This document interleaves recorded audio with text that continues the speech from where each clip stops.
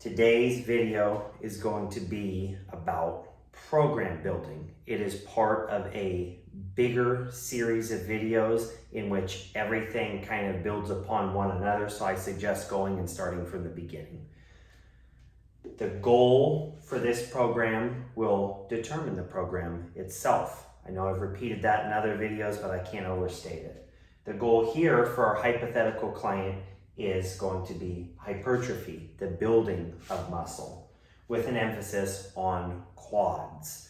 This person is satisfied with their upper body. They really want to build those tree trunk legs. We also want to improve the body composition. We're at 22% body fat. We'd like to get that below 20%. The way we're going to do that is we're going to utilize a push-pull legs split 4 days per week with a calorie goal of 2,000 a day and a protein goal of 120 grams per day. The nutrition will be directly correlated to this program. The calories will allow us to enter a very slight deficit, very slight, almost maintenance. The protein will allow us to build muscle, okay? We've heard of the 2 grams per body weight, 1.5 grams per body weight, so on and so forth. This is going to be about 0.7 grams per body weight based on the client's preferences for food, what they like to eat, so on and so forth. And there have been many research studies to show that you don't need the full 1.5 to 2.5 grams of body weight per day to build muscle. There's many other factors at play when we're talking about building muscle that we will cover later on. Like I said, it's going to be a push-pull legs split. That means that we're going to do chest, shoulder, triceps, push, back biceps, rear delts, pull, legs to include squatting and hip hinging. All right, so this person said they are willing to lift realistically 4 days a week, which is awesome. Much more than that for this individual would be overkill, okay? So we're going to go over the program here, how we've written it, our exercise selection, so on and so forth. We will start on a Monday, which would be our push day. Just like we've said earlier, our compound movements are king. So after our general warm-up to include 5 minutes of cardio, rolling our shoulders out, getting ready to press, we're going to hit our barbell chest press. We're going to go a warm-up set of 10, and then we're going to go 3 working sets of 8. We want to leave about 2 to 3 reps in reserve on these working sets, meaning that we could hit maybe 10, 11, or 12 to absolute failure. So in terms of weight selection, it needs to be moderate to heavy because we want to break down muscle. This is a big compound movement, and we want to use that rep scheme with that loading scheme to really break down that muscle. We'll go to another compound movement, a dumbbell incline chest press. Now we're going to go 3 by 10. We're going to go a little bit lighter in weight, and we are going to go with more reps here, okay? That's all going to make sense when I talk about what movements and what rep ranges and what weights, percentages of your 1 rep max will hit different types of muscle fiber, be they fast twitch or slow twitch, okay? The higher reps, lower weights are going to be a little bit more slow twitch dominant. This first movement that we did with the barbell chest press there, that's going to be fast twitch, basically based on the heavier load. We're then going to move to a shoulder press. Remember, push, chest, shoulders, triceps. The shoulder press, again, is the same mentality as our dumbbell incline chest press. 3 by 10 at a moderate weight. Again, trying to get those slower twitch muscle fibers.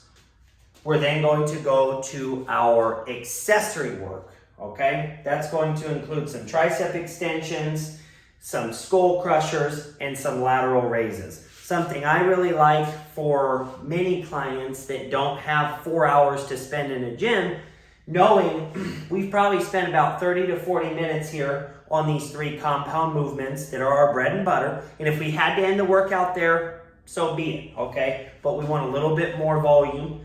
So we can do a circuit with our lateral raises, our tricep extensions, and our skull crushers. Something along those lines, some food for thought there. That would conclude our push day. We're going to head into our first lower body workout of 2 for the week. As we discussed, this individual really wants those quads. They want those big tree trunk quads. What we've done is we've shown the proper technique on the barbell back squat and the barbell front squat. 2 killer movements for big quads. They beat all other movements in terms of quad activation when done with the proper technique. That again will be down the line. We'll go over technique on all of this stuff. The barbell back squat will be kind of the same mentality that we had with our barbell chest press. Our barbell chest press for our push day, remember we did our 10 and then we did 3 by 8 with a couple reps in reserve for our working sets with a heavier load. Same thing is going to apply to these back squats. We want reps 6, 7, and 8. You're going to be straining pretty hard to get those up. And that's exactly what we want because we want that recruitment of the muscle. We are then going to go to another great compound leg exercise, the leg press. Again, we want to emphasize a full range of motion, feet down lower on the platform to get more quad activation on that. Remember, we want to build quads here. And that's not to say that glutes won't be involved in that either, because they still will be.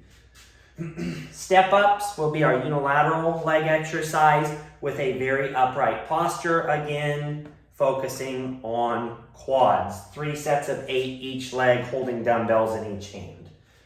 Leg extensions directly targets those quads. That's our isolation work, okay? And then we're going to finish the workout with some back extensions because we don't want to forget about our posterior chain, which is our glutes, hamstrings, and spinal erectors. That would conclude that workout, okay? That would theoretically be Tuesday. Wednesday, we're taking Wednesday off. We can do active rest on Wednesday. We can play some sports. We can do calves. We can do abs. We can do some cardio, so on and so forth, but nothing to really be too taxing, just like a lifting workout, okay? We're now recovered. Time to hit pull. Our big major compound movement for pulling is going to be pull-ups. If we're strong enough to crank out sets of 10 of body weight pulls, great. We can rep that out. If we're super strong, then we can start weighting the pull-ups. We can put on a weight belt and we can do weighted pull-ups. This theoretical individual is not the strongest in pull-ups, so we're actually going to do banded pull-ups, trying to progressively overload that body weight movement by using less assistance each time we do it. So for example, we might start with something like 60 pounds of band assistance, work our way down to where eventually we're doing body weight pull-ups. That's our big major compound movement there. We're setting the reps anywhere between 8 and 10. We want to do 4 good working sets of that.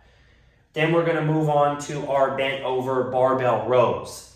Another great compound movement. We're going to use the mentality of 3 sets of 8 to 10 with a moderate weight, just more icing on the cake after our big compound movement, which was our chin-ups.